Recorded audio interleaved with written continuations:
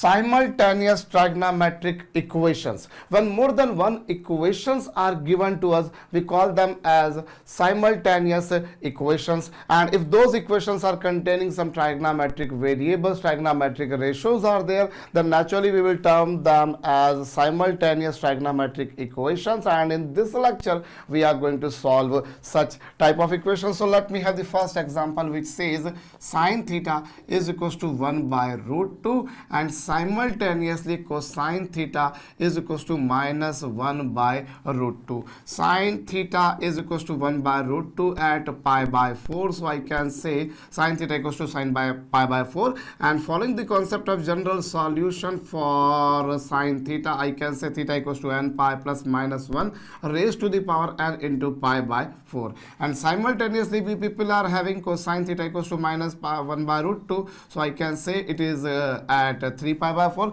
So using the concept of general solution, I must say theta equals to 2n pi plus minus 3 pi by 4. ये तो जो हमने निकाले बच्चों, ये इनके जनरल सॉल्यूशंस हैं, इनके सामान्य हल हैं. जरा पर्टिकुलर सॉल्यूशंस निकाल कर देखें. जब मैंने यहाँ पर n की जगह 0 प्लेस करा तो मुझे मिल जाएगा पाई बाय 4, और जब मैं 1 प्लेस करूंगा बच्चों तो पाई माइनस पाई बाय 4 यानी कि 3 पाई बाय 4 होगा. इसी तरीके से यदि मैंने -1 प्लेस करा तो -1 प्लेस करने पर तो क्या होगा साहब, ये माइनस होगा और ये भी माइनस ही होगा, minus pi by 4 minus pi minus 5 pi by 4 होगा. और यदि मैंने इसमें सपोज 2 रख दिया तो 2 रख दूंगा तो 2 पाई प्लस पाई बाय 4 यानी कि 9 पाई बाय 4 आ जाएगा. इसी तरीके से बच्चों यहाँ पर जब मैंने थीटा n की जगह 0 प्लेस करा तो n की जगह 0 प्लेस करूंगा तो क्या आएगा, 3 पाई बाय 4 भी आएगा और माइनस 3 पाई बाय 4 भी आएगा. और 1 प्लेस करूंगा तो कितना होगा, 2 पाई में से 3 पाई बाय 4 जाएगा तो बच्चों आपको मिल जाएगा पाई बाय 4.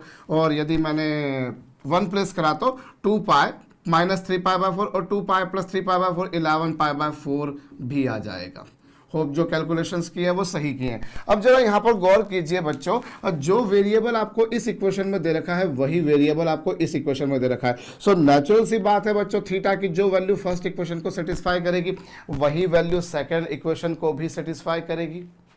थीटा का जो मान प्रथम समीकरण को संतुष्ट कर रहा है that should satisfy the second equation as well. ये तो हम समझ सकते हैं भाई. ऐसा तो है नहीं कि यहाँ पर थीटा है, यहाँ पर फाई है, यहाँ पर साई है. सेम वेरिएबल आपको दोनों जगह दे रखा है. तो थीटा की जो वैल्यू इस इक्वेशन को सेटिस्फाई करे वही वैल्यू इसको भी सेटिस्फाई, इसको भी संतुष्ट करनी चाहिए. इतनी अकल हमको लग रही है. अब यहाँ पर देखिए तो कुछ वैल्यूज ऐसी हैं जो जब मैंने यहाँ पर थीटा की डिफरेंट वैल्यूज में निकाली, मैंने 4 वैल्यूज निकाली या 5 निकाली, 6 निकाली, 10 20 50 100 वैल्यूज निकाल कर देखिए. लाइकवाइज यहाँ पर भी निकाल कर देखिए, आप पाएंगे कि कुछ एक वैल्यूज ऐसी होंगी जो इन दोनों इक्वेशंस को सेटिस्फाई करेंगी, बट कुछ ऐसी वैल्यूज भी होंगी जो दोनों इक्वेशन को सेटिस्फाई नहीं करेंगी. जैसे एग्जांपल के तौर पे पाई बाय 4 इन दोनों इक्वेशंस को सेटिस्फाई कर रहा है, 3 पाई बाय 4 भी इन दोनों इक्वेशन को सेटिस्फाई कर रहा है, लेकिन -5 पाई बाय 4 शायद हो सकता है यहाँ पर सेटिस्फाई नहीं करे. आप रख कर देखिए, क्या -5 पाई बाय 4 इसको सेटिस्फाई कर रहा है? नहीं कर पाएगा. -5 पाई बाय 4 ने इस इक्वेशन को सेटिस्फाई कर दिया है, किंतु परंतु वो इस इक्वेशन को सेटिस्फाई नहीं कर रहा है.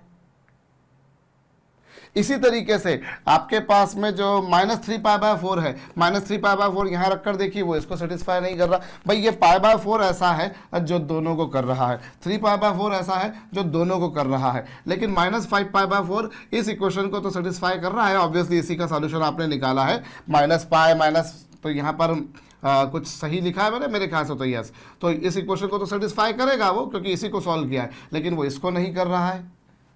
ऐसे ही -3 पाई बाय 4 आप यहाँ पर रख कर देख लीजिए, चेक कर लीजिए चाहे तो वो इसको सेटिस्फाई नहीं कर रहा है. ऑब्वियसली इसको करेगा.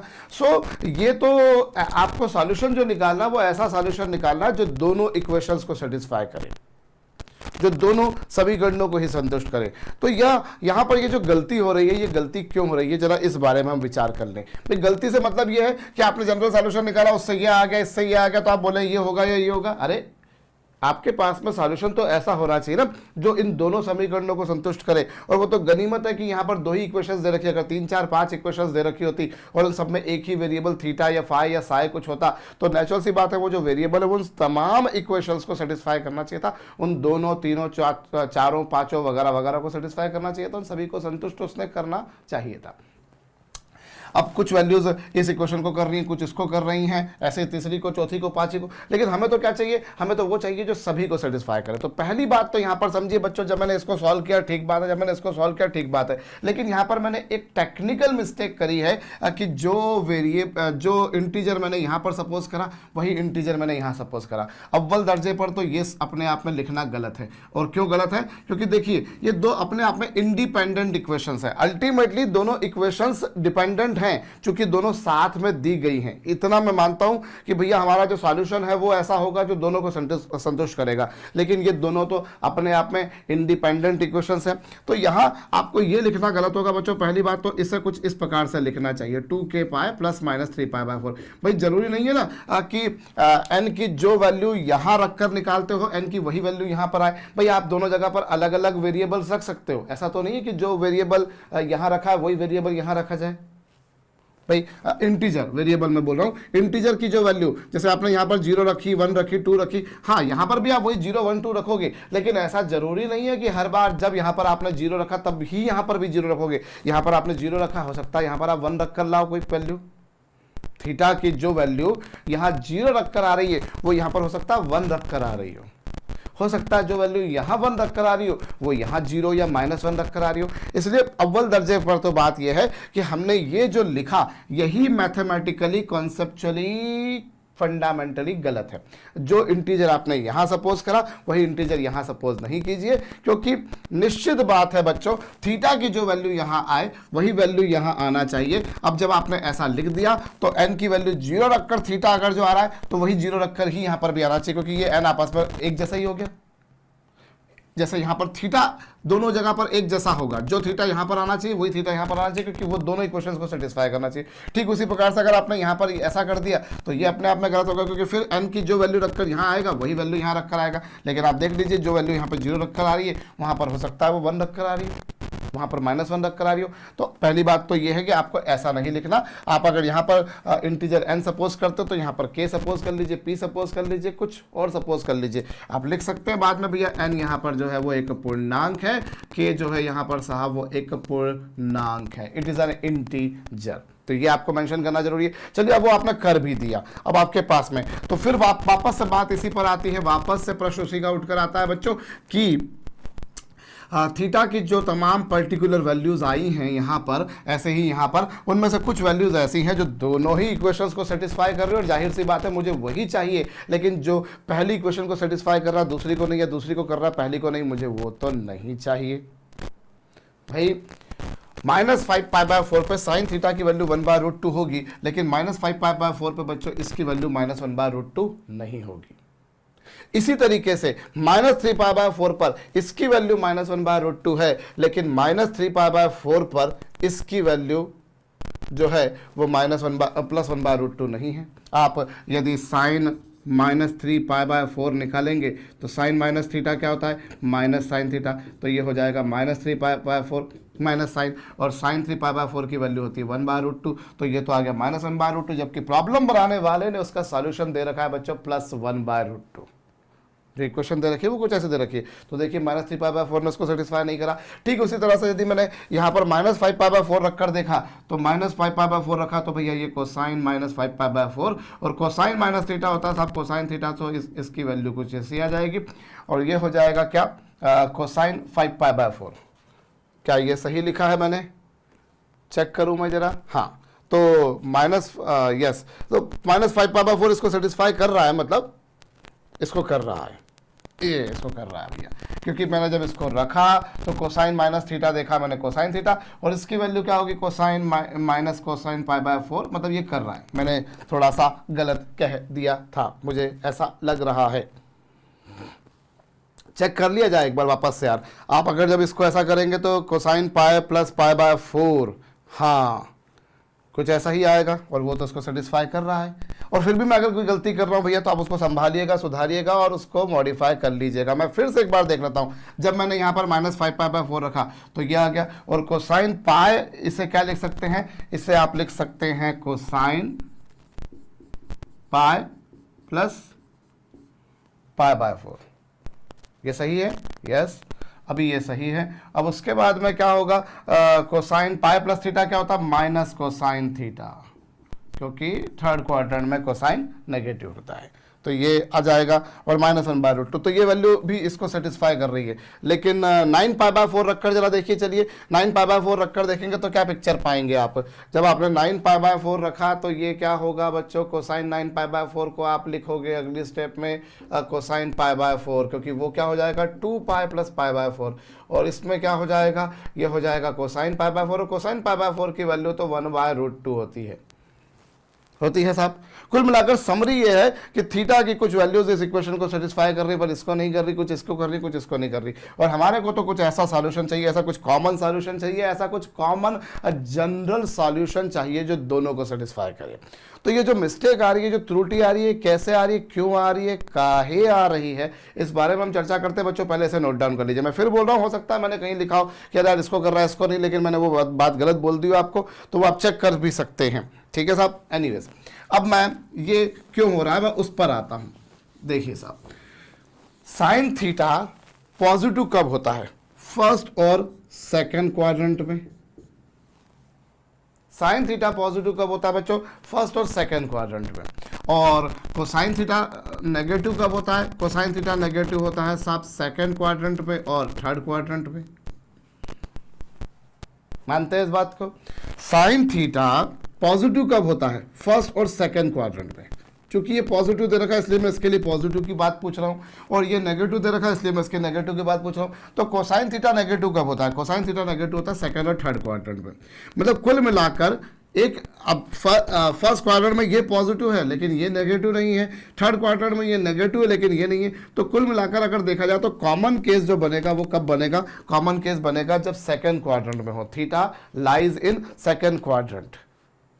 इतनी बात हमको समझ में आ रही है। और सेकंड क्वाड्रेंट, और हर 2π के बाद में वैल्यू रिपीट होती है, मतलब सेकंड क्वाड्रेंट, सेकंड क्वाड्रेंट के बाद में फिर आप 4 क्वाड्रेंट वापस से चल लीजिए, सेकंड क्वाड्रेंट की बात करो, या 4 क्वाड्रेंट चल लीजिए मतलब 6 क्वाड्रेंट, 6 क्वाड्रेंट के बाद में फिर से 4 क्वाड्रेंट चल लीजिए मतलब 10th क्वाड्रेंट, फिर उसके बाद में 4 क्वाड्रेंट चल लीजिए मतलब 14th क्वाड्रेंट, फिर उसके बाद में 4 क्वाड्रेंट चल लीजिए मतलब 18th क्वाड्रेंट, फिर 4 क्वाड्रेंट चल लीजिए मतलब 22 quadrant, and like wise and so on. बात समझ में आ रही होगी भाई। हमें यहां पर क्या करना है, हम यहां पर ये देखें कि साइन थीटा पॉजिटिव कब होता है, फर्स्ट और सेकंड क्वाड्रेंट में जनाब। कोसाइन थीटा नेगेटिव कब होता है, सेकंड और थर्ड क्वाड्रेंट में जनाब। अब थर्ड क्वाड्रेंट में ये नेगेटिव है लेकिन ये पॉजिटिव नहीं है, ये भी नेगेटिव हो जाता है उस समय। और साथ ही में फर्स्ट क्वाड्रेंट में ये पॉजिटिव है लेकिन ये नेगेटिव नहीं होता, ये भी पॉजिटिव हो जाता है उसमें। तो हमें तो कुछ ऐसा देखना है जिसमें दोनों काम करें, मतलब ये पॉजिटिव भी हो और वो नेगेटिव भी हो। तो इससे हमें एक बात समझ में आ चुकी कि साहब ये सेकंड क्वाड्रेंट ऐसा है जिसमें ये दोनों इक्वेशन सेटिस्फाइड हो सकती हैं, और वो भी कब, सेकंड क्वाड्रेंट में। फिर उसके बाद में फिर सेकंड क्वाड्रेंट की कब वैल्यू रिपीट होगी बच्चों, 2π आप घूम फिर के वापस से जब आ जाते हो, पूरा सर्कल जो चलते हो एंटी क्लॉकवाइज, तो 2π के बाद में वैल्यू रिपीट, फिर 2π के बाद में रिपीट, फिर 2π के बाद में रिपीट, और 2π मतलब क्या, 4 क्वाड्रेंट। तो सेकंड क्वाड्रेंट के बाद में वही वैल्यू रिपीट करेगी जब 6th क्वाड्रेंट में आ जाओगे, फिर वैल्यू रिपीट करेगी जब आप 10th क्वाड्रेंट में आ जाओगे, फिर वैल्यू रिपीट करेगी जब आप 14th क्वाड्रेंट में आ जाओगे। तो अब मतलब कुल मिलाकर यूं कह सकता हूं कि ये जो थीटा की जो वैल्यू आएगी जो दोनों को सेटिस्फाई करेगी, that should be belonging to second quadrant. इतनी बात समझ में आ रही है। तो सेकंड क्वाड्रेंट में साइन थीटा की वैल्यू 1/√2 कब होती है, जरा इस पर विचार कीजिए। सेकंड क्वाड्रेंट में इसकी वैल्यू 1/√2 होती है 135 डिग्री पर, यानी कि 3π/4 पर। इसकी वैल्यु नेगेटिव का, इसकी वैल्यू कब होती है 1/√2, 3π/4 पर। और यहां पर यदि हम देखें तो यहां पर क्या कोसाइन थीटा के लिए यही बात की जाए तो कोसाइन थीटा की वैल्यू -1/√2 कब होती है, नेचुरली 3π/4 पे, बिकॉज नेगेटिव वैल्यूज की 3π/4 पर भी होगी और 5π/4 पर भी होगी, दोनों पर होगी, है ना। लेकिन मसले वाली बात क्या है बच्चों कि हमें तो ऐसा इंटरवल लेना है जिसमें, जो ऐसा क्वाड्रेंट लेना है जिसमें दोनों इक्वेशन सेटिस्फाइड हो। तो यहाँ पर आप देख सकते हैं, और लाइकवाइज यहाँ पर। तो इससे कुल मिलाकर जो जनरल सॉल्यूशन बनेगा वो क्या बनेगा, थीटा इक्वल्स टू कितना बच्चों, 2nπ + 3π/4।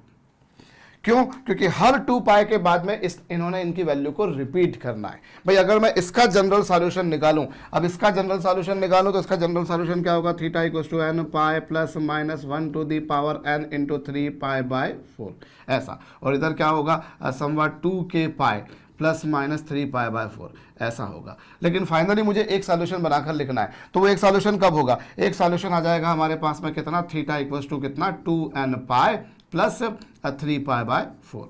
ये देखिए, अब यहाँ पर n की वैल्यू आप डिफरेंट वैल्यूज प्लेस करते जाइए। n की वैल्यू आपने 0 प्लेस करी, 3 पाई बाय 4 आया। n की वैल्यू जब आपने क्या प्लेस करी बच्चों? 0, तो आपको कितना मिल गया? 3 पाई बाय 4। ऐसे ही अगर आपने इसमें n की वैल्यू क्या प्लेस कर दी?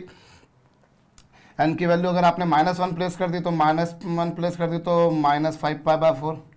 ये आ चुका। अच्छा एक मिनट, मैंने गलती कर दी थी कि पाई बाय 4 इसको सेटिस्फाई कर रहा है और इसको भी कर रहा है। कहाँ कर रहा है? आपके दिमाग में घंटी बजी होगी और मेरे दिमाग में थोड़ी सी देर से बजी। भाई मैं थोड़ा सा स्लो लर्नर हूँ ना, तो देखिए यहाँ पर यह आ चुका। -5 पाई बाय 4 ने दोनों को सेटिस्फाई कर दिया। -5 पाई बाय 4 ने दोनों को सेटिस्फाई करा। वो हमने जो मैंने गलती करी थी बाद में रेक्टिफाई कर दी थी। देखो वो गलती रेक्टिफाई हो गई। और उसके बाद में अगर मैंने मान लीजिए यहाँ पर -2 रखा तो -4 दूनी 8 प्लस ये, तो -2 रखा, एक मिनट, तो -2 रखा तो -4 4 16 में से 3 गए तो 13, -13 पाई बाय 4। इस तरह से पिक्चर बनेगी आपके पास में।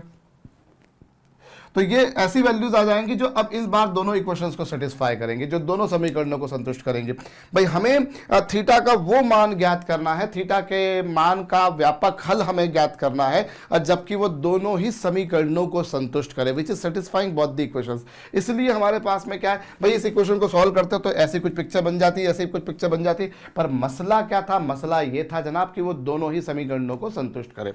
तो होप आपको ये बात समझ में आई है। भाई इसका जनरल सॉल्यूशन ऐसा बन जाएगा, इसका जनरल सॉल्यूशन ऐसा बन जाएगा। लेकिन आपके पास में तो क्या पिक्चर बनना चाहिए? जो दोनों को सेटिस्फाई करे। तो दोनों को सेटिस्फाई करे, इसलिए हमारे पास में क्या होगा? कुछ इस प्रकार से, क्योंकि हर 2 पाई के बाद में उसने अपनी वैल्यू को रिपीट करना है। तो पहली बार इनकी value same I 3 pi by 4 पर, फिर 2 पाई पर, फिर 2 पाई पर, फिर 2 पाई पर, फिर 2 पाई 2 पाई 2 पाई 2 पाई, आप एड ऑन करते जाइए, वैल्यूज सेम आती जाएंगी, रिपीट करती जाएंगी। होप आपको ये समझ में आया है। तो इसे जरूर जरूर जरूर नोट डाउन कर लीजिएगा साहब।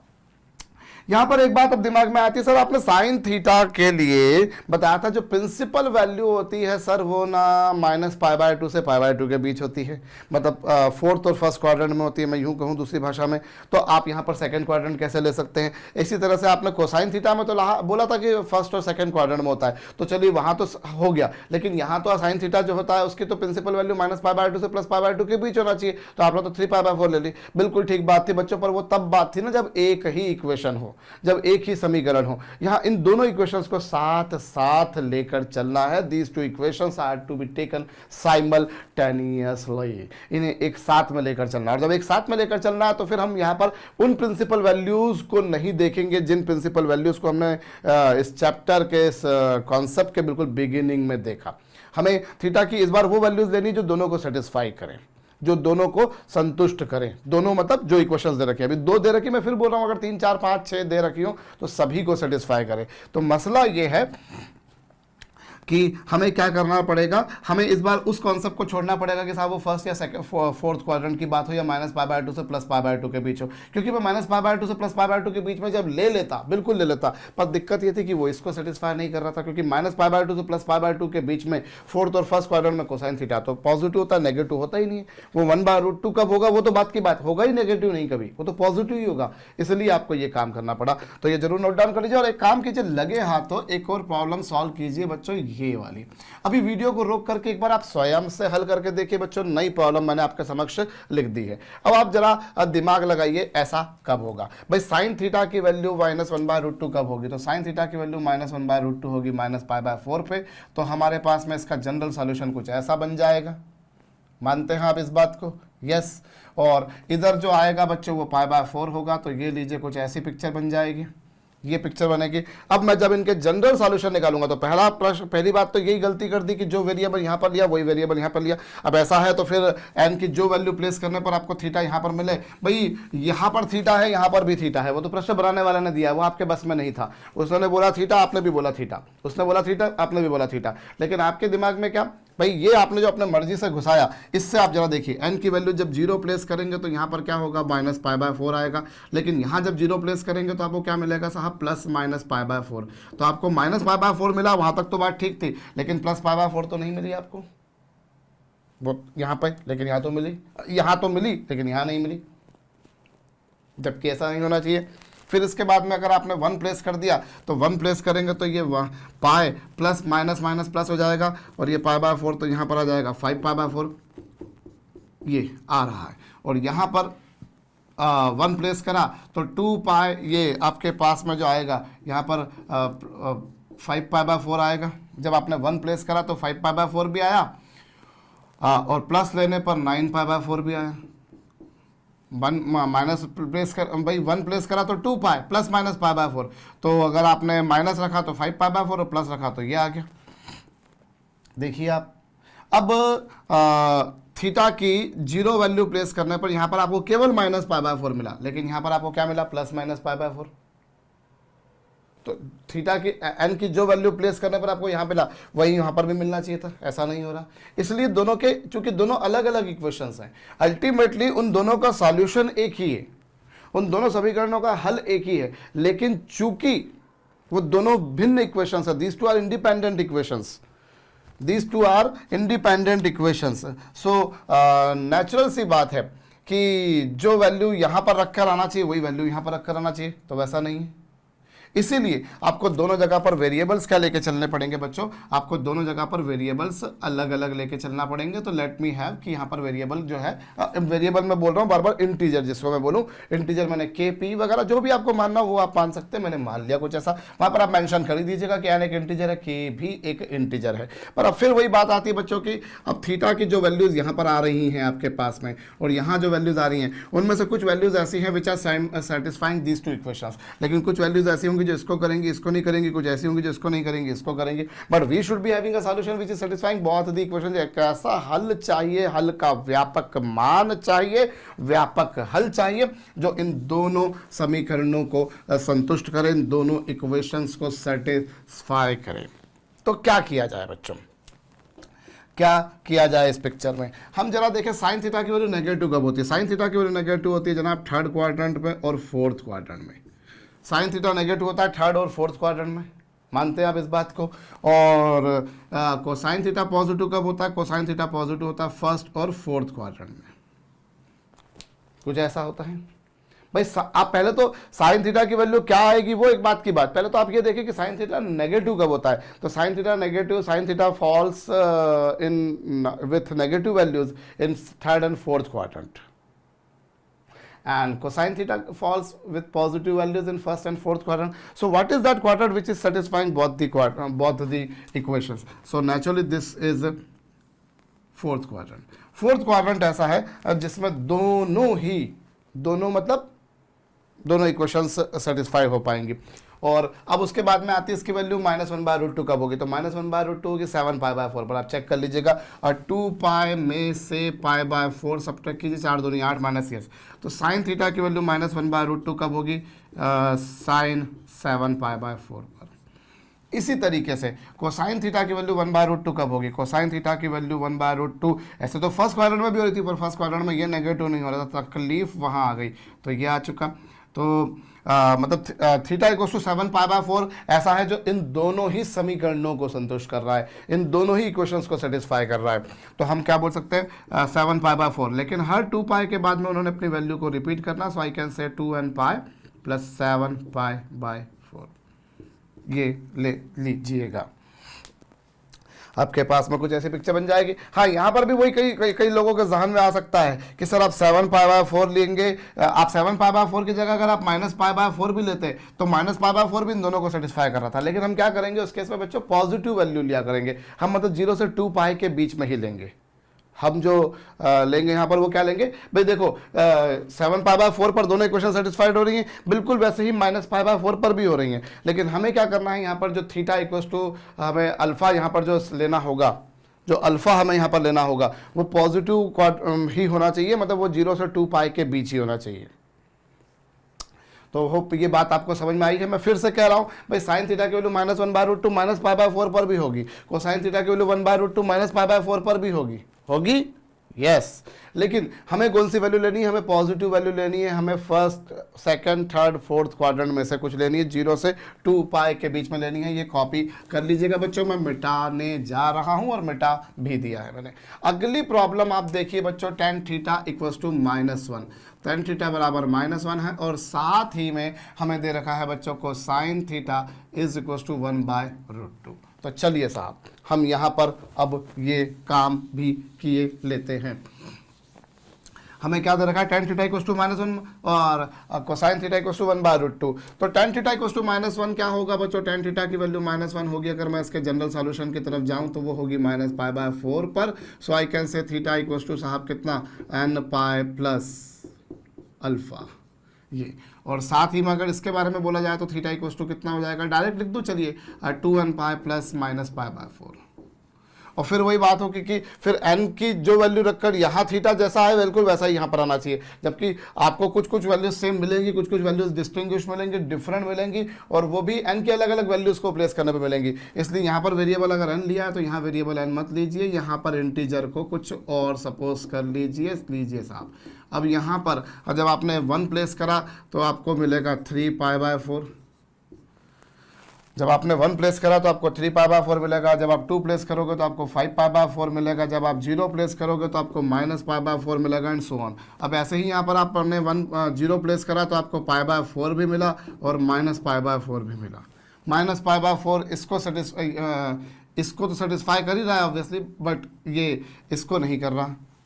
आप देखिए -π/4 दोनों को सेटिस्फाई कर रहा, सॉरी -π/4 दोनों को कर रहा है, आप देख लीजिए, लेकिन π/4 इसको कर रहा है, इसको नहीं कर रहा। ऐसे ही आपके पास में और भी पिक्चर बनती जाएगी। तो अभी मैंने k इक्वल्स टू 0 प्लेस करा, ऐसे 1 प्लेस करेंगे, 2 प्लेस करेंगे, -1 -2 वगैरह वगैरह प्लेस करेंगे। मानते हैं इस बात को? So some values of theta are there which are satisfying first equation but not second. Some values of theta are there which are satisfying second equation but not first. And we should be having a value of theta which is satisfying both the equations. So now again come to the question which is actually when tan theta is negative. Tan theta is negative बच्चों second quadrant में और third quadrant में, तो positive होता है। तो वो tan theta negative कब होता है, सेकंड और फोर्थ क्वाड्रेंट में, और कोसाइन थीटा पॉजिटिव कब होता है, और फर्स्ट और फोर्थ क्वाड्रेंट में। tan थीटा नेगेटिव कब होता है, सेकंड और फोर्थ क्वाड्रेंट में, और कोसाइन थीटा पॉजिटिव कब होता है बच्चों, फर्स्ट और फोर्थ क्वाड्रेंट में। तो ऐसा क्या है जो दोनों के लिए हो जाए, तो ऐसा है साहब क्या, जब दोनों फोर्थ क्वाड्रेंट में हों। तो और फोर्थ क्वाड्रेंट में tan थीटा की वैल्यू 1 कब होती है, π/4 पर, मतलब 2π -π/4 या 3π/2 + π/4। सो यहाँ पर भी अगर आप देखें तो tan थीटा की वैल्यू -1 आएगी tan 7π/4 पर। ठीक इसी तरह से कोसाइन थीटा की वैल्यू 1/√2 कब आएगी, कोसाइन 7π/4 पर। ये लीजिए साहब। सो आपको क्या मिल जाएगा, 7π/4 इनका आया, लेकिन हर 2π के बाद में उन्होंने अपनी वैल्यू को रिपीट करना है। सो कुल मिलाकर ये हमारे समक्ष आ जाएगा। तो इस तरीके से अगर हमारे पास में कुछ साइमल्टेनियस इक्वेशंस है, वी हैव सम इक्वेशंस जो आपको एक साथ में दे रखे, तो किस तरीके से उनका हल निकाला जाता है, होप समझ में आया है, नोट डाउन कर लीजिएगा बच्चों। तो जो समरी बनकर आई है वो इन 3 प्रॉब्लम्स के बाद में, 3 क्यों, क्योंकि 2 तो दे रखी थी, तीसरी मैंने मर्जी से बना दी थी बच्चों। सो यदि मैं इन 3 प्रॉब्लम्स के बाद में समरी बनाऊं तो क्या होगा, यदि मुझे साइन थीटा बराबर साइन अल्फा दे रखा हो और साथ ही में कोसाइन थीटा बराबर कोसाइन अल्फा दे रखा हो, तो ऐसा हो, या फिर साइन थीटा बराबर साइन अल्फा दे रखा हो और साथ ही में मुझे tan थीटा बराबर tan अल्फा दे रखा हो, या फिर मुझे कोसाइन थीटा बराबर कोसाइन अल्फा दे रखा हो और साथ ही में मुझे tan थीटा बराबर tan अल्फा दे रखा हो। ये पिक्चर हो या ये पिक्चर हो या ये पिक्चर हो, इन तीनों में से कोई भी पिक्चर आपके समक्ष आ जाए तो आप थीटा बराबर लिखेंगे साहब 2n पाई प्लस अल्फा। क्या लिखेंगे आप? Theta is equal to 2n pi plus alpha, where alpha जो होगा वो आपको डिसाइड करना पड़ेगा कि वो कौन से क्वाड्रेंट का है। Naturally this alpha will lie somewhere between 0 and 2 pi. Theta alpha जो है वो 0 से 2 पाई के बीच में होना चाहिए। जैसे मैं एग्जांपल के तौर पे चलो एक और प्रॉब्लम बताता हूँ आपको। सपोज आपको दे रखा है sine theta is equal to √3/2 minus √3/2। Sine theta की वैल्यू कितनी दे रखी है आपको? -1/√2। माइनस √3/2 आपके समक्ष ही लिखी हुई है साहब। और साथ ही में आपको दे रखा है tan theta is equal to -√3। ये लीजिए साहब +√3। चलिए एक प्रॉब्लम सॉल्व कर लीजिए आप। अब आप जरा दिमाग लगाइए, साइन थीटा नेगेटिव कब होगा? साइन थीटा नेगेटिव होगा थर्ड और फोर्थ क्वाड्रेंट में। साइन थीटा नेगेटिव कब होगा? थर्ड और फोर्थ क्वाड्रेंट में। और tan थीटा पॉजिटिव कब होगा? फर्स्ट और थर्ड क्वाड्रेंट में। तो ऐसा कौन सा क्वाड्रेंट है जिसमें दोनों काम करेंगे? थर्ड क्वाड्रेंट ऐसा है जिसमें दोनों काम कर रहे हैं। और थर्ड क्वाड्रेंट में दोनों काम कर रहे हैं और थर्ड क्वाड्रेंट में साइन थीटा की वैल्यू नेगेटिव कब होगी? साइन थीटा की वैल्यू इस पर कब होगी? तो वो होगी 60 डिग्री, 180 डिग्री प्लस 60 डिग्री, यानी पाई प्लस पाई/3, 4π/3। होप जो कर रहा हूँ वो सही कर रहा हूँ, ये है। और ऐसे ही यहाँ पर भी पाई प्लस पाई/3, तो tan थीटा इक्वल्स टू कितना? tan 4π/3। तो यहाँ पर क्या आ जाएगा? थीटा इक्वल्स टू कितना आ जाएगा? 2n pi plus alpha. ये आपके पास में जनरल सॉल्यूशन ही लिखा है मैंने। इनमें से कोई भी पिक्चर हो, अल्टीमेटली इनका जनरल सॉल्यूशन यही होगा। और अल्फा जो होगा वो 0 से 2 पाई के बीच में हमको लेने का है। आपको ये कुछ मिल रहा है, आप देखिए। चलिए एक और प्रॉब्लम आपको कराता हूँ। जैसे आपको मैंने बोला कि sine theta is equal to 1/√2 and tan theta is equal to -1/√3। पूछिए, सॉल्व कीजिए इसको। अब साइन थीटा पॉजिटिव कब होगा? साइन थीटा पॉजिटिव होगा फर्स्ट और सेकंड क्वाड्रेंट में होगा। और रही बात बच्चों tan थीटा की वैल्यू नेगेटिव, तो tan थीटा नेगेटिव होगा सेकंड और फोर्थ क्वाड्रेंट में। तो कुल मिलाकर इनका जनरल सॉल्यूशन क्या बनकर आ गया? हमको इतना तो समझ में आ गया कि वो सेकंड क्वाड्रेंट में। अब सेकंड क्वाड्रेंट में इसकी वैल्यू 1/√2 कब होती है? पाई/4 पर। तो पाई/4 मतलब पाई माइनस पाई/4, तो ये हो जाएगा sin 3 पाई/4। देख लीजिए। और यहाँ पर tan थीटा की वैल्यू नेगेटिव कब होगी? सेकंड क्वाड्रेंट में। सेकंड क्वाड्रेंट में -1/√3 मतलब 150 डिग्री पर। 150 डिग्री मतलब 5 पाई/6। सो tan थीटा बराबर आ रहा है कितना? tan 5 पाई/6। चेक कर लीजिएगा, मैंने गलती तो नहीं करी है भैया। 30 डिग्री मतलब पाई माइनस पाई/6, तो कुछ ऐसी पिक्चर बनकर आ रही है। यस। सो अब यहाँ पर देखिए, तो यहाँ पर तो ऐसा कुछ हो ही नहीं पाएगा भाई। ये हमने इस कंक्लूजन पर तो हम आ गए थे कि ये पॉजिटिव कब होगा और ये नेगेटिव कब होगा। तो ऐसा कौन सा कॉमन क्वाड्रेंट है जिसमें ये पॉजिटिव और ये नेगेटिव वैल्यूज अचीव करते हैं, अटेन करते हैं, एक्वायर करते हैं? तो क्या आ रहा है? वो सेकेंड क्वाड्रेंट। लेकिन ये 1/√2 कब आ रहा है? वो 3 पाई/4 पर आ रहा है। और ये -1/√3 कब आ रहा है? 5 पाई/6 पर आ रहा है। तो स्वाभाविक बात है कॉमन क्वाड्रेंट तो डिसाइड हो गया, लेकिन वैल्यूज कॉमन नहीं आ पा रही है। मतलब these equations have no solutions. ये ध्यान दीजिए, साइन थीटा बराबर साइन अल्फा, यहाँ पर अल्फा है, यहाँ पर भी अल्फा है। लेकिन अगर आपसे कोई पूछ ले कि चलिए साहब साइन थीटा बराबर साइन अल्फा और साथ ही में आपको दे रखा है cosine theta is equal to cosine phi, तो इन इक्वेशंस का कोई भी सॉल्यूशन नहीं है। These two equations have no general solution, no common solution, no solution at all. क्योंकि बात यह है ना कि जो थीटा वहां पर सेटिस्फाई करे वही यहां पर करना चाहिए। अब ऐसा तो नहीं हो रहा। तो ये एक बात ध्यान देने वाली बात है कि इधर अल्फा है तो इधर भी अल्फा होना, इधर अल्फा है तो इधर भी अल्फा होना। लेकिन यहाँ अल्फा दे रखा है, यहाँ फाई दे रखा है, यहाँ अल्फा दे रखा है, यहाँ साई दे रखा है। तो फिर तो इन समीकरणों का कोई हल होगा ही नहीं, क्योंकि हमें तो आदत पड़ गई है साहब कि थीटा बराबर 2n पाई प्लस अल्फा लिख देने का। लेकिन ये तो देख लो, जो अल्फा यहाँ पर है वही अल्फा यहाँ पर है कि नहीं भाई। आपको तो थीटा की वो वैल्यूज निकालनी है जो इन दोनों समीकरणों को संतुष्ट करे, सेटिस्फाई करे। होप आपको ये बात समझ में आई है। नोट डाउन कर लीजिएगा बच्चों। हम एक्चुअली साइमल्टेनियस ट्राइग्नोमेट्रिक इक्वेशंस देख रहे हैं बच्चों। और साइमल्टेनियस ट्राइग्नोमेट्रिक इक्वेशंस, पहली बात तो ये कि भैया जब एक से ज़्यादा इक्वेशंस हैं तो साइमल्टेनियस, और ट्राइग्नोमेट्रिक रेशियोज या वेरिएबल्स के तो साइमल्टेनियस ट्राइग्नोमेट्रिक इक्वेशंस।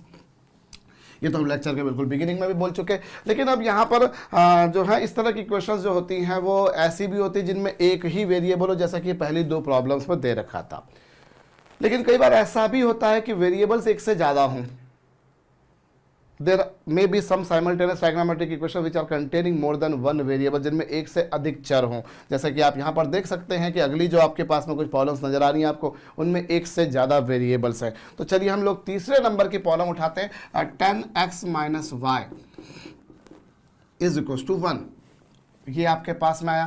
तो ये कब होगा बच्चों? 10 की वैल्यू 1 कब होगी? 10 की वैल्यू 1 होगी पाई बाय 4 पर। तो इसको हम बोल सकते हैं कि x minus Y is equal to कितना होगा? n pi plus pi by 4। ये लीजिए साहब, ये आपके पास में ऐसे कुछ पिक्चर बनकर आ गई। और दूसरी इक्वेशन जो दे रखी वो दे रखी cosine x plus Y is equal to root 3/2, ये आ गया। तो यहाँ पर से x plus Y equal to कितना आ गया?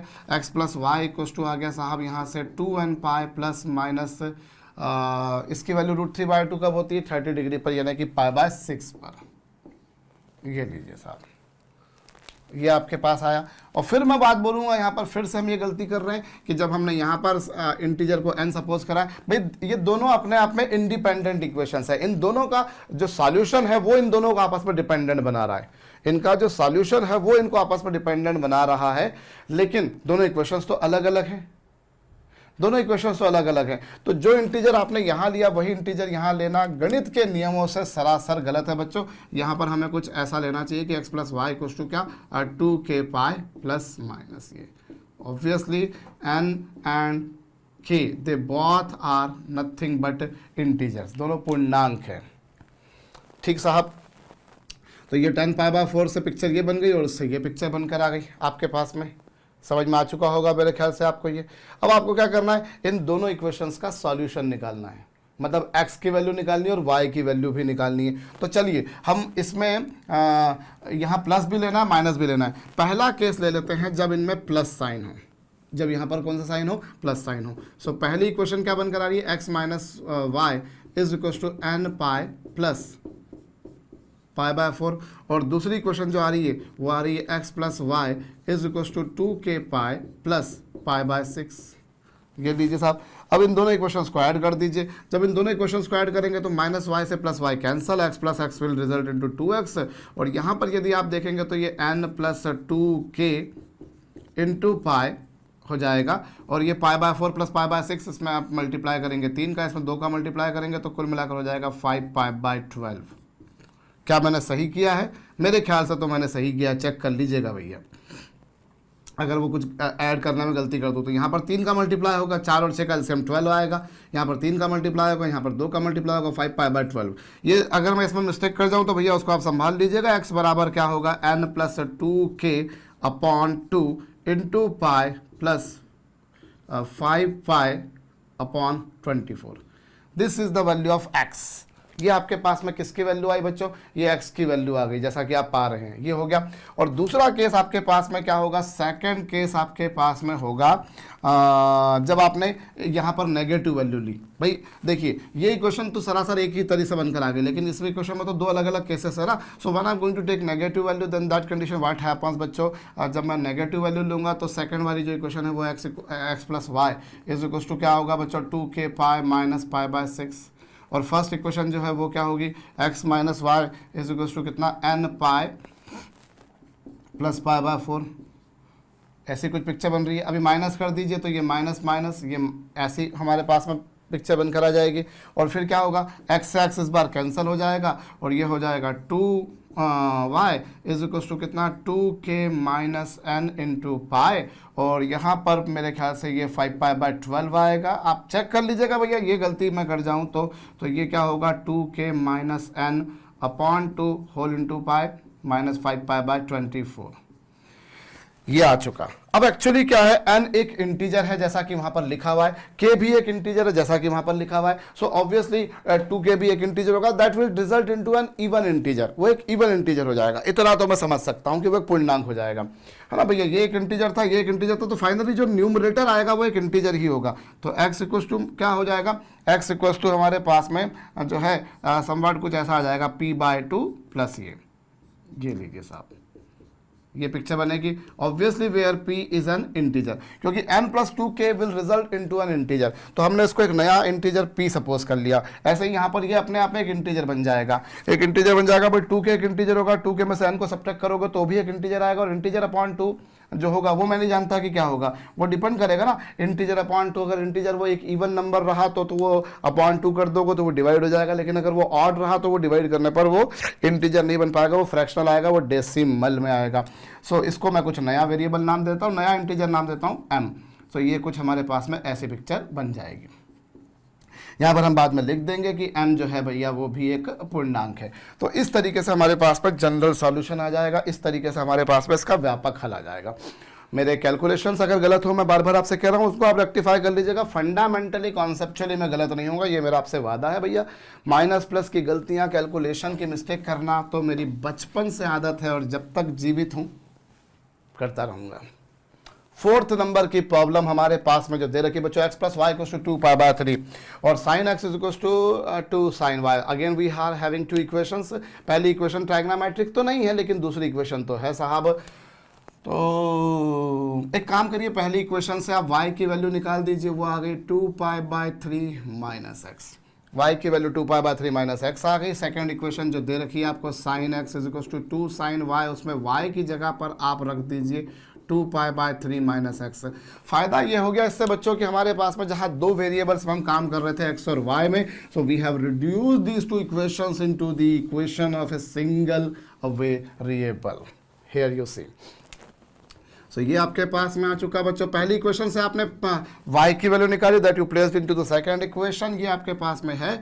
और साइन a माइनस बी क्या होता है बच्चों, साइन a माइनस बी होता है sine a cos b minus cos a sine b. Sine a minus b क्या होगा बच्चों, sine a cos b minus cos a sine b हो जाएगा, आप ये देख सकते हैं। और उसके बाद में क्या होगा साहब, ये है साइन एक्स और ये 2 टाइम्स ऑफ साइन 2π/3 की वैल्यू कितनी होगी साहब, साइन 2π/3 की वैल्यू होती है +√3/2 इंटू कोसाइन एक्स।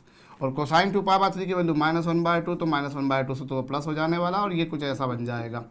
और यहाँ पर 2 से इसका जब मल्टीप्लाई करेंगे तो ये 2/2 वो तो कैंसिल ही हो जाएगा, दिख रहा है, स्पष्ट रूप से दिख रहा है। साइन इक्वल्स टू कितना होगा बच्चों, √3 cos x, और प्लस यहाँ पर फिर से साइन x आ जाएगा। साइन x तो cancel. Solving this will give you cos x is equals to 0। cos x equals to 0 कब होता है बच्चों, π/2 पर। तो यहाँ पर x की वैल्यू कितनी आ गई साहब, 2nπ प्लस माइनस π/2। ये आपके पास में x की वैल्यू आई है। तो y की वैल्यू क्या होगी, y की वैल्यू होगी साहब 2nπ माइनस एक्स, और माइनस एक्स यानी क्या, 2nπ प्लस माइनस π/2। तो ये आपके पास में x का जनरल सॉल्यूशन आ गया, ये y का जनरल सॉल्यूशन आ गया। एक बार प्लस लेंगे, एक बार माइनस लेंगे, y की 2 वैल्यूज आएंगी। आप लिख दीजिएगा चाहें तो बाद में, क्या यानी कि इंटीजर है, पूर्णांक है।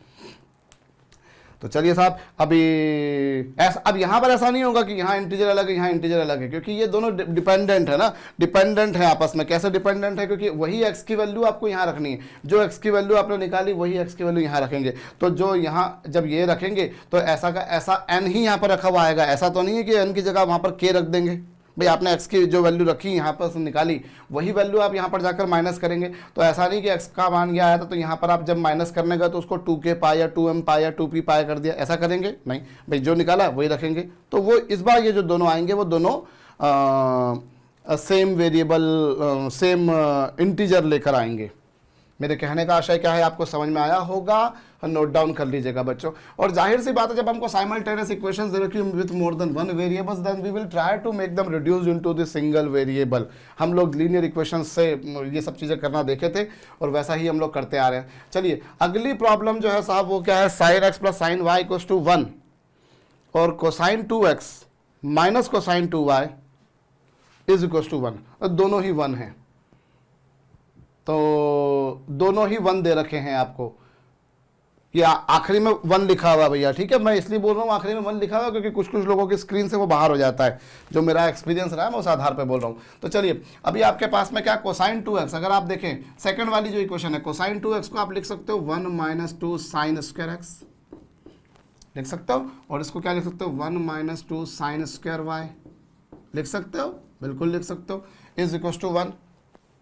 ये लीजिए साहब, वेल एंड गुड। अब यहाँ से आपके पास में क्या है, 1 से 1 तो कैंसिल हो गया और 2 कॉमन निकाल देंगे तो आपको मिल जाएगा sine square y minus sine square x is equal to 1। बेचारे ने हमारा क्या बिगाड़ा है, वो तो वैसा का वैसा ही रहेगा। और ए स्क्वायर माइनस बी स्क्वायर क्या होता है, ए स्क्वायर माइनस बी स्क्वायर होता है ए minus b into a plus B. A square minus B square होता है ए minus b into a plus B. Hope आपको ये बात भी समझ में आ रही है। ये आ चुका बच्चों। और यहाँ पर जब आपने ये sine x plus sine y की वैल्यू तो आपको दे रखी तो 1, तो sine x plus sine y की वैल्यू यहाँ से आप रख दीजिए यहाँ पर, तो ये 1 हो जाएगा। 1 तो कोई फर्क नहीं पड़ेगा। इससे आपको क्या मिल गया बच्चों, sine y minus sine x is equal to 1/2। भाई 2 से डिवाइड कर देंगे ना तो ये पिक्चर बनकर आ जाएगी। सो आपके पास में एक इक्वेशन ये बनकर आ गई और एक इक्वेशन तो आपको बनाने वाले ने दे रखी है। और बनाने वाले से क्या भैया आपको उससे क्या शिकायत करना, उसे जो दे दिया वो दे दिया। अब तो आपको उसको रेक्टिफाई मॉडिफाई करना है। ये आपके पास में आ चुका। दोनों इक्वेशंस को आप साथ में ऐड कर देंगे। जब आप ऐड करेंगे तो साइन एक्स से साइन एक्स कैंसिल, आपको साइन वाई मिल जाएगा। साइन वाई की वैल्यू आपको मिल जाएगी 3/4। 3/2 आएगा तो साइन वाई की वैल्यू कितनी आ जाएगी, 3/4 ही आएगी, क्योंकि 2 साइन वाई इक्वल्स टू 3/2। तो ये साइन वाई की वैल्यू 3/4 कब होगी, साइन वाई की वैल्यू 3/4 होगी साहब साइन ऑफ, इसे हम लिख सकते हैं साइन इनवर्स 3/4। तो यहाँ से y की वैल्यू कितनी आ जाएगी, n pi plus minus 1 raise to the power ये। और जब माइनस करेंगे इस इक्वेशन में से इसको माइनस करेंगे तो आपको मिल जाएगा साइन एक्स की वैल्यू 1/4, साइन एक्स की वैल्यू 1/4। तो x की वैल्यू कितनी मिलेगी बच्चों, आपको x की वैल्यू जो है यहाँ पर sine x is equal to क्या होगा, साइन ऑफ साइन इनवर्स 1/4। तो x इज इक्वल टू कितना, x is equal to k pi plus minus 1 to the power n। और एक मिनट, यहाँ क्या लिखेंगे आप, साइन इनवर्स लिखेंगे 3/4, ये देखिए। और यहाँ पर साइन इनवर्स 1/4। अब यहाँ पर आपने इन दोनों को जैसे ये एक इक्वेशन अलग सॉल्व करिए और वो एक इक्वेशन अलग सॉल्व करिए, इसलिए यहाँ पर जो वेरिएबल लेंगे वही वेरिएबल वहाँ पर भी लेंगे क्या, ऐसा नहीं है। इस बार अलग वेरिएबल लेंगे। इंटीजर में वेरिएबल बार बार मेरे मुंह से निकल जाता है, बट वो आप अलग अलग लेंगे। तो होप आपको ये बात समझ में आई है। इसे आप जरूर जरूर जरूर कॉपी कर लीजिएगा। भाई हमने यहाँ पर क्या करा, हमने यहाँ पर जो है कॉस टू थीटा को किस में चेंज कर दिया, 1 माइनस 2 साइंस का थीटा। ये 1 1 कैंसिल हो गया, इन दोनों में से 2 कॉमन निकल कर आ गया। a minus b into a plus b, यहाँ से ये वैल्यू 1 थी तो ये आपके पास में ये आ गया। और एक इक्वेशन आपको ऑलरेडी दे रखी थी, जब दोनों इक्वेशंस को ऐड करा तो ये दोनों आपस में cancel, 2 sine y equals to 3/2, तो आपके पास में ये आ गया, मतलब ये कुछ और ऐसे कुछ ये जब सब्ट्रैक्ट करेंगे तब ये पिक्चर बनकर आ जाएगी। चलिए मैं नेक्स्ट प्रॉब्लम उठाने जा रहा हूं, यानी कि 6ठे नंबर की प्रॉब्लम मैं उठाने जा रहा हूं। और 6ठे नंबर की प्रॉब्लम क्या है बच्चों, sine square X plus sine square Y equals to 1/2 और x minus Y is equals to 4π/3। तो यहाँ पर भी वही काम किया जाए बच्चों। हम एक काम करें, x बराबर क्या लिख सकते हैं या y बराबर क्या लिख सकते हैं, y बराबर हम लिख सकते हैं x माइनस 4π/3। x बराबर क्या, y बराबर क्या, x माइनस 4π/3। चलिए तो ये आपके पास में क्या है, sine square x plus sine square y, और y की वैल्यू कितनी, ये लीजिए। और इज इक्वल टू कितना साहब, इज इक्वल टू 1/2, ये लीजिए। ये कुछ पिक्चर बनकर आ गई आपके पास में। अब आप चाहें तो इसको एक ही वेरिएबल में, मतलब इसको लीनियर इक्वेशन में भी चेंज कर सकते हैं। ये क्या होगा, 1 माइनस कॉस 2x अपॉन 2, और ये क्या होगा 1 minus cos 2 times of x, और x का काम यहाँ पर x माइनस 4π/3 कर रहा है, अपॉन 2 इज इक्वल टू 1/2। ये कैंसिल हो गया और ये 1 प्लस 1 कितना हो गया, 2 minus cosine 2x minus cosine 2x minus 8π/3। ये लीजिए साहब, कुछ ये पिक्चर बनकर आ रही है। और उसके बाद में आप क्या कर सकते हो, अगली स्टेप में आप इस 1 को आप इधर ले आइए, 1 को आप इधर ले आइए, तो ये क्या हो गया कोसाइन 2x और ये कोसाइन 2x माइनस 8π/3 और ये हो जाएगा सॉल्यूशन। अब कोई बहुत बड़ा काम नहीं है क्योंकि ये 1 और cos c plus cos d की आइडेंटिटी लगाएंगे तो क्या होगा 2 cos c प्लस d/2। जब आप c प्लस d/2 करेंगे तो ये 2x प्लस 2x माइनस 8π/3 और होल अपॉन 2 होल 8/2। तो ये क्या हो जाएगा जब आपने इसको हल करा तो ये क्या पिक्चर बनकर आएगी 4x/2 मतलब 2x बचेगा माइनस 4π/3 बचेगा और फिर इसमें से इसको माइनस करेंगे 2x में से 2x माइनस 8π/3 करेंगे तो ये 8π/3 और अपॉन 2 यानी 4π/3 तो ये कोसाइन 4π/3 ये पिक्चर बनकर आ गई साहब।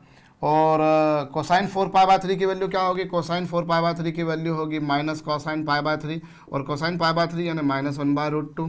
तो चलिए ये क्या हो गया 1 इज इक्वल टू क्या 2 times of cosine 2x minus 4π/3 और इसकी वैल्यू माइनस 1/√2 आ रही है भैया। अगर वैल्यू गलत प्लेस करें तो उसको आप रेक्टिफाई कर लीजिएगा और इस तरीके से आपको क्या मिल गया cosine 2x minus 4π/3 is equal to -1 जो कि मैं लिख सकता हूँ कोसाइन पाई और इस तरीके से 2x माइनस 4π/3 को आप लिख सकते हैं क्या 2n pi plus minus pi.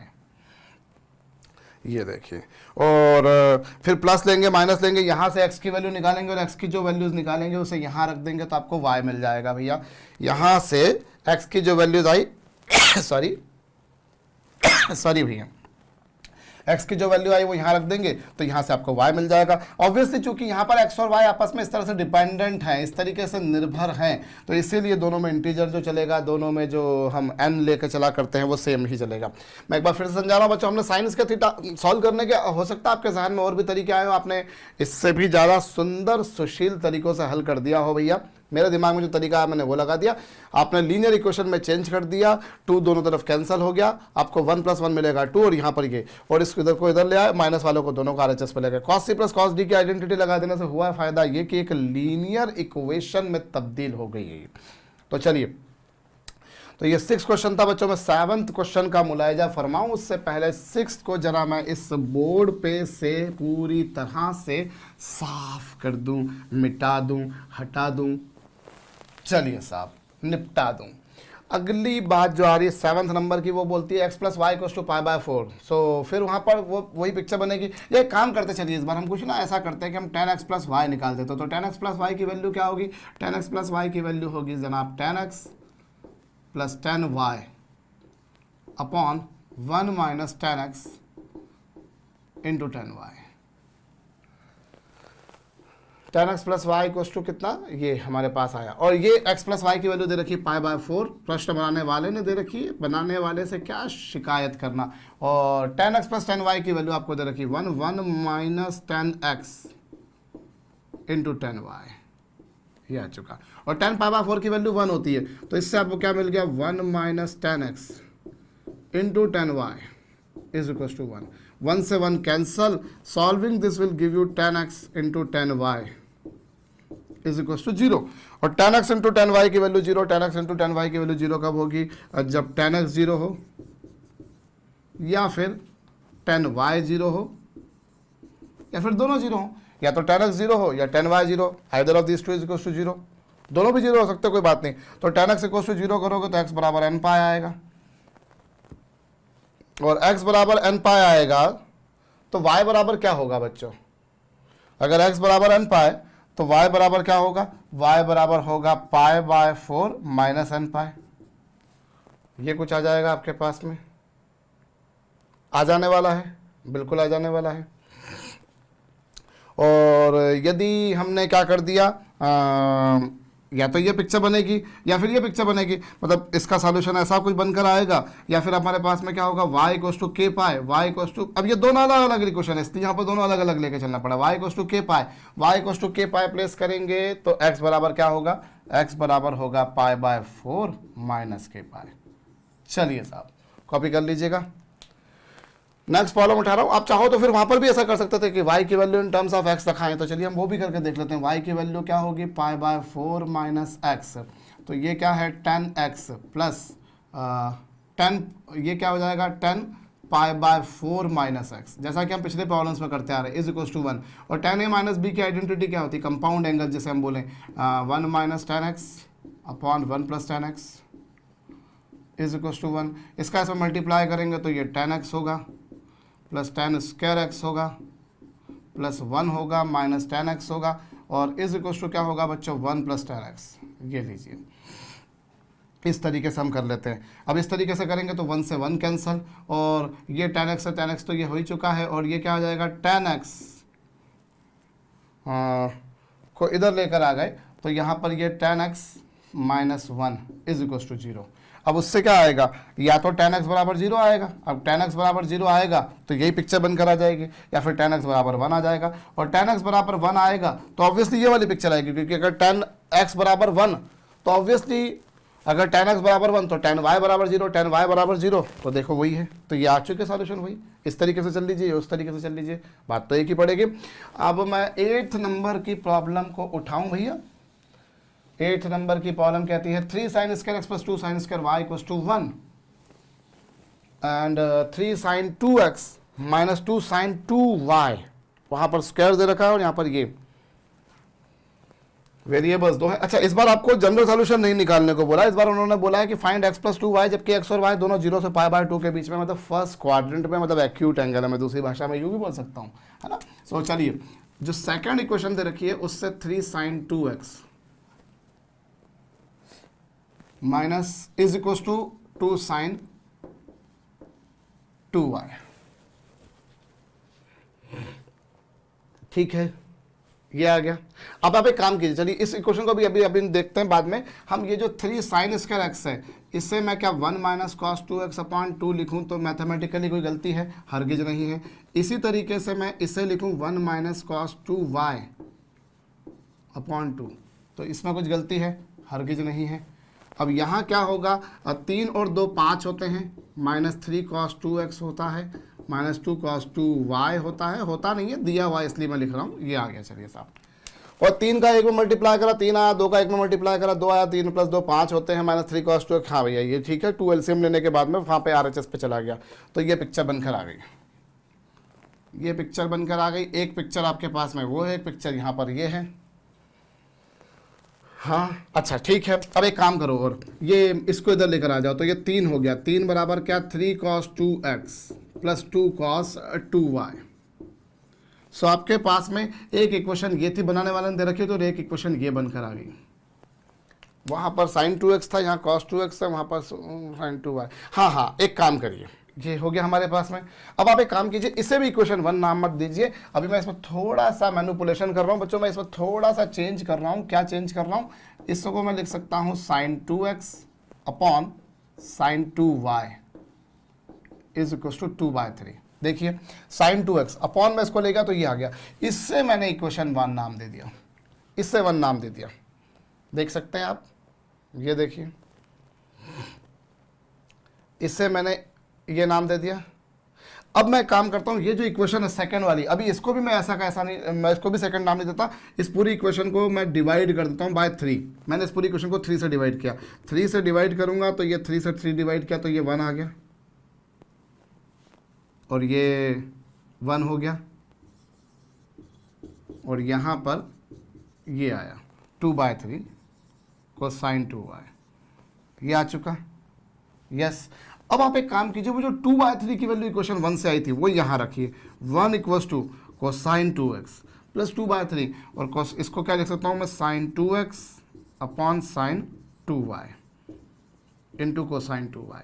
LCM ले लीजिए, एलसीएम लेने के बाद में साइन 2y यहाँ आ जाएगा, तो ये साइन 2y आ गया, और यहाँ पर क्या हो गया, ये sine 2y cosine 2x plus sine 2x cosine 2y, ये आया। और ये क्या होगा, LHS पर तो साइन 2y ही रहा, लेकिन RHS पर अगर देखा जाए तो वो हो गया साइन 2x प्लस 2y। यही कुछ आ रहा है मेरे ख्याल से, मैंने गलती नहीं करी हो तो। मुझे क्या चाहिए, x प्लस 2y। ठीक है, चलिए ये हो गया। अब आपको क्या मिल गया, sign 2y equal to this. अब ये इससे क्या सॉल्यूशन बनकर आ गया, इससे इसका सॉल्यूशन बनकर आ गया, इसको अगर मैं थीटा सपोज कर लूँ, इससे मैं अल्फा सपोज कर लूँ, तो साइन थीटा बराबर साइन अल्फा कब होता है, साइन थीटा बराबर साइन अल्फा होता है जब थीटा बराबर होता है n पाई प्लस -1 की पावर n इंटू अल्फा, और अल्फा है यहाँ पर ये। अब आपने जब 1 प्लेस करा, जब आपने क्या प्लेस करा, 1 प्लेस करेंगे तो आपको मिलेगा 2x plus 2y is equals to साहब 1 प्लेस करा तो ये पाई माइनस 2y, हाँ हो गया। तो 2x plus 4y is equals to pi आ चुका, तो x plus 2y is equals to कितना आ जाएगा बच्चों, pi by 2। x plus 2y is equal to कितना आ गया, पाई बाय 2। ठीक है, हो गया साहब। हमने क्या कर दिया साहब, मैं आपको फिर से रिपीट कर देता हूं, वो जो साइन स्क्वायर एक्स दे रखा था उसे कोसाइन की लीनियर फॉर्म में चेंज कर दिया, ऐसे कोसाइन की लीनियर फॉर्म में चेंज करा, सिंपल मैथमेटिक्स लगाया, 2 को इधर ले गए, 5 में से 3 2 गए 3 आया, और इस पूरी इक्वेशन जो आई थी इसको 3 से डिवाइड कर दिया, जिससे आपके पास में क्या हो गया, और ये जो 2/3 की वैल्यू मैंने वहां से ले जाकर यहाँ पर रखी, और उसके बाद में मैंने यहाँ पर फार्मूला लगाया, मतलब इन दोनों का एलसीएम लिया, तो यहाँ पर इसका मल्टीप्लाई हो गया यहाँ पर ये, और sign a cos B plus cos a sine B क्या होता है, साइन ए प्लस बी, और साइन थीटा बराबर साइन अल्फा कब होता है बच्चों, जब थीटा बराबर क्या हो, n plus -1 to the power n into alpha. तो होप ये समझ में आया है आपको, कर लीजिएगा नोट डाउन। चलिए नेक्स्ट प्रॉब्लम जो मेरे समक्ष आई है, मैं उस पर विचार कर लूँ। r sine theta equal to √3 और r plus 4 sine theta equal to 2 into √3 plus 1, और थीटा निकालना, जबकि थीटा आपको दे रखा 0 से 2 पाई के बीच में। तो चलिए निकाल लेते हैं साहब। एक काम कीजिए, पहली मतलब r से अपने को कोई इंटरेस्ट नहीं है, तो r की वैल्यू को भाड़ में जाने दो, काहे अपना समय बर्बाद करो। तो r इक्वल टू कितना साहब, √3 by sine theta, sine theta से डिवाइड कर दिया, साइन थीटा से डिवाइड कर दिया, तो ये आ गया हमारे पास में। निश्चित रूप से साइन थीटा से डिवाइड किया है तो साइन थीटा की वैल्यू 0 नहीं होना चाहिए, क्योंकि डिनोमिनेटर कैन नेवर बी 0। तो ये आपके पास आया। अब ये क्या होगा, सेकंड इक्वेशन में रखिए r की value √3 upon sine theta plus 4 sine theta is equal to कितना, 2√3 प्लस 2।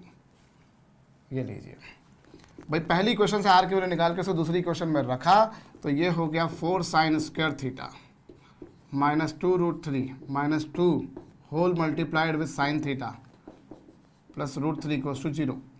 भैया ये 4 साइन स्क्वायर थीटा माइनस 2√3, ये इसको इधर लेकर आएंगे तो ये पिक्चर बनेगी, प्लस ये। अब यहाँ से 4 sine square theta minus 2√3 sine theta minus 2 sine theta plus √3 is equal to 0। अब यहाँ से क्या कॉमन आ गया बच्चों, 2 साइन थीटा कॉमन आ गया, 2 साइन थीटा कॉमन आ गया, तो 2 sine theta minus √3, minus 1 common निकाल दिया, तो 2 साइन थीटा माइनस √3। तो ये क्या आ गया बच्चों, साइन थीटा की वैल्यू आ जाएगी 1/2 और √3/2, और साइन थीटा की वैल्यू 1/2 कब होगी बच्चों, π/6 पर, और साथ ही में कब होगी,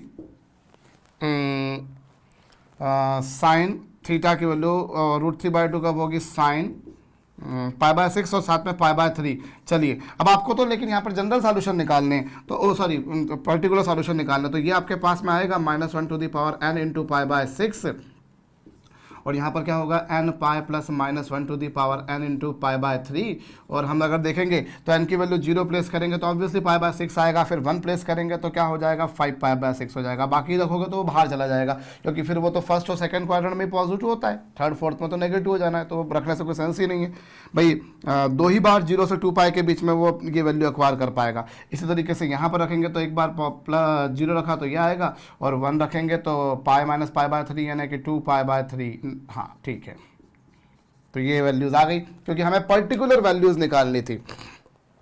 चलिए अगला प्रश्न ये ना कि 10वें नंबर का जो प्रश्न है भैया, दशम क्रमांक का प्रश्न कहता है कि इन दोनों कर्व्स का हमें पॉइंट्स ऑफ इंटरसेक्शन निकालने, मतलब नेचुरल सी बात है, पॉइंट ऑफ इंटरसेक्शन के कोऑर्डिनेट्स निकालने। दो कर्व, आप जब दो इक्वेशंस को साइमल्टेनियसली सॉल्व करते हो, whenever you are solving two equations simultaneously, तो इसका मतलब क्या होता है बच्चों, जब दो समीकरणों को एक साथ हल किया जा रहा है तो उसका अर्थ, तात्पर्य, अभिप्राय, मतलब ये होता है कि वो दोनों कर्व जहां कहीं एक दूसरे को इंटरसेक्ट करेंगे तो आप उसका पॉइंट ऑफ इंटरसेक्शन निकाल रहे हो। भाई आपके पास में एक कर्व ये है और दूसरा कर्व सपोज कीजिए आपके पास में ये है। अब ये दोनों कर्व ने जहां एक दूसरे को इंटरसेक्ट किया, आप उनके इंटरसेक्शन पॉइंट्स निकाल रहे हो, उनके इंटरसेक्शन पॉइंट्स के कोऑर्डिनेट्स निकाल रहे हो। दो इक्वेशंस को साइमल्टेनियसली सॉल्व करने का मतलब ही होता है। तो एक काम कीजिए, y बराबर cos x और y बराबर sin 3x है। सो y की वैल्यू यहां से निकाल के यहां रखिए। जब यहां से निकाल के यहां रखेंगे तो क्या होगा भाई, आपको मिल जाएगा sin 3x बराबर cosine x, sin 3x बराबर कोसाइन x। अच्छा ये भी दे रखा है कि x की वैल्यू -π/2 से π/2 के बीच होना चाहिए, तो कोई बात नहीं साहब, ये sin 3x है और इसको मैं क्या लिख सकता हूँ, इससे मैं RHS जो है उसे मैं ऐसा लिख सकता हूँ। तो ये क्या होगा, थीटा बराबर n π plus -1 to the power n into alpha, और अल्फ़ा चा मान ये आहे भैया, ये आपके पास में आ जाएगा। और एक बार प्लस, एक बार n को एक इवन नंबर मानिए, n को अगर जब आप एक इवन नंबर मानेंगे तो 3x बराबर क्या होगा, 3x बराबर होगा 2m π, और इवन नंबर मानेंगे तो ये प्लस हो जाएगा π/2 माइनस x, और ये आ जाएगा आपके पास में 4x इज इक्वल टू कितना, 2m π प्लस π/2। ये आपके पास में कब आया, जब आपने प्लस साइन लिया, इवन नंबर लिया, इवन नंबर लिया तो इससे x की वैल्यू कितनी आ जाएगी, इससे x की वैल्यू आ जाएगी m/2π प्लस π/8। अब आप m की अलग अलग वैल्यू प्लेस करते जाइए। भाई 2m एक इवन नंबर है, m तो कुछ भी हो सकता है, m एक इवन नंबर भी हो सकता है, ऑड भी हो सकता है, होगा एक इंटीजर, ये अवश्यम भावी है, बिल्कुल शाश्वत सत्य है। तो आप एक बार क्या प्लेस करेंगे, जब आपने 1 प्लेस करा तो π/2 प्लस π/8, वो तो हरगिज अलाउड नहीं है। क्यों नहीं, क्योंकि π/2 तक ही जाना है। तो एक बार आप -1 प्लेस करिए, -1 प्लेस करेंगे तो -π/2 प्लस π/8 विल रिड्यूस इनटू 4 में से ये गए तो -3π/8। तो ये x की वैल्यू आई है, ये आपके पास में x की वैल्यू आई है। तो y की वैल्यू क्या होगी, y की वैल्यू आप वहाँ रखेंगे तो भैया जैसे एक पॉइंट आपके पास में क्या आया, -3π/8 कोसाइन -3π/8। ये बात सही है कि कोसाइन -3π/8 की वैल्यू कोसाइन 3π/8 के बराबर होगी। क्यों, क्योंकि cosine minus theta cosine theta होता है। तो आपके पास में ये आया कब, जब इवन नंबर लिया, और n बराबर जब आपने ऑड नंबर लिया 2m + 1 लिया, तो ऑड नंबर लेंगे तो क्या होगा, ऑड नंबर लेंगे तो ये नेगेटिव हो जाएगा। तो ये 3x बराबर क्या हो जाएगा, 2m + 1 into pi. Odd number लेंगे तो ये माइनस का हो जाएगा, ये प्लस का हो जाएगा, और इससे 2x बराबर कितना आ जाएगा बच्चा, 2x बराबर आ जाएगा 2m + 1 multiplied with pi minus π/2। और फिर यहाँ से x की वैल्यू कितनी आएगी, 2m + 1/2 इंटू पाई माइनस π/4। अब आप वैल्यूज प्लेस करते जाइए, 0 प्लेस करिए, 0 प्लेस करेंगे तो π/2 माइनस π/4, यस 0 प्लेस करेंगे तो π/2 माइनस π/4 यानी π/4 आएगा। फिर एक बार 1 पुट करेंगे तो पिक्चर गलत बन जाएगी, और -1 पुट करेंगे तो -1 पुट करेंगे तो माइनस π/2 माइनस π/4। ये वैल्यूज आपको रख कर देखना पड़ेंगे भैया। मैं एक बार फिर से समझा रहा हूँ भैया, हम जब दो इक्वेशंस को साइमल्टेनियसली सॉल्व करते हैं तो उसका बेसिकली मतलब ये होता है कि हम क्या करते होते हैं, उनके इंटरसेक्शन पॉइंट्स के कोऑर्डिनेट्स निकालते हैं। साइमल्टेनियसली जब सॉल्व कर रहे हैं तो उन दोनों इक्वेशंस रिप्रेजेंटेड कर्व्स के पॉइंट्स ऑफ इंटरसेक्शन हम निकालते हैं। यही उसका सीधा सिंपल मीनिंग होता है। तो यहाँ पर ये पिक्चर बनकर आई। अब आपने एक बार n बराबर एक इवन नंबर माना, इवन नंबर माना तो आपको क्या मिलेगा, जब ये इवन नंबर मानेंगे तो -1 की पावर, इवन नंबर मतलब वो तो हो जाएगा पॉजिटिव, तो ये पॉजिटिव हो गया, ये इधर आ गया। अब यहाँ पर अगर आपने 1 प्लेस कर दिया तो पिक्चर ही कुछ अलग बन जाएगी, तो π/2 को बियॉन्ड चली जाएगी, और -1 प्लेस करा तो आ रहा है। ऐसे ही आप 2 रखकर देखिए, -2 रखकर देखिए, फिर यहाँ पर भी वही पिक्चर बनेगी भैया। फिर एक बार ऑड नंबर लेंगे तो ये माइनस का हो जाएगा और ये प्लस का हो जाएगा। अब आप 0 प्लेस करेंगे तो π/2 माइनस π/4 आएगा, लेकिन आपने 1 प्लेस करा तो वो तो बड़ा हो जाएगा। और -1 रखकर देखिए, तो -1 रखकर देखेंगे तो माइनस π/2 माइनस π/4, ये वैल्यू भी उस इंटरवल में नहीं आएगी, क्योंकि हमें वैल्यू जो लेनी है वो क्या लेनी है बच्चों, उस इंटरवल की लेनी है, और फिर जो x की वैल्यू आई है वो हम रखेंगे, तो कॉरस्पॉन्डिंगली y की वैल्यू cos x या फिर sin 3x से आ जाएगी। बस ये ध्यान रखना है कि जो वैल्यू आ रही है x की वो -π/2 से +π/2 के बीच आना चाहिए। ये वैल्यू आ रही है, ये वैल्यू भी आ रही है, क्या कोई और वैल्यू आ रही है? यस। m की वैल्यू अगर आपने 0 प्लेस कर दी यहाँ पर, यदि m की वैल्यू 0 प्लेस कर दी तो आपको क्या मिल जाएगा बच्चों, m की वैल्यू 0 प्लेस कर देने पर आपको मिल जाएगा π/8, तो ये भी उस रेंज में आएगी। अच्छा, ये अभी आपने जो निकाली है x की वैल्यूज, ये केवल x की वैल्यूज निकाली हैं, ये केवल x की वैल्यूज निकाली हैं। अकॉर्डिंग टू y की वैल्यूज, आई रिपीट बच्चों, y बराबर cos x में रख देंगे आप तो आपको मिल जाएगी। तो पॉइंट्स ऑफ इंटरसेक्शन के कोऑर्डिनेट्स क्या होंगे भैया, π/4 कोसाइन π/4, कोसाइन π/4 की वैल्यू आप निकाल के रख ही सकते हैं। इसी तरीके से क्या होगी बच्चों, -3π/8, और वो तो मैंने यहाँ पर लिखा भी था, तो चलिए इसको लिखने में समय बर्बाद नहीं करूँ। और तीसरी वैल्यू जो आ रही है, तीसरा जो पॉइंट ऑफ इंटरसेक्शन आ रहा है इन दोनों कर्व्स का, वो आ रहा है π/8 कोसाइन π/8। इस तरीके से और भी चेक कर लीजिएगा साहब, कोई वैल्यू x की छूट तो नहीं गई जो -π/2 से +π/2 के बीच है।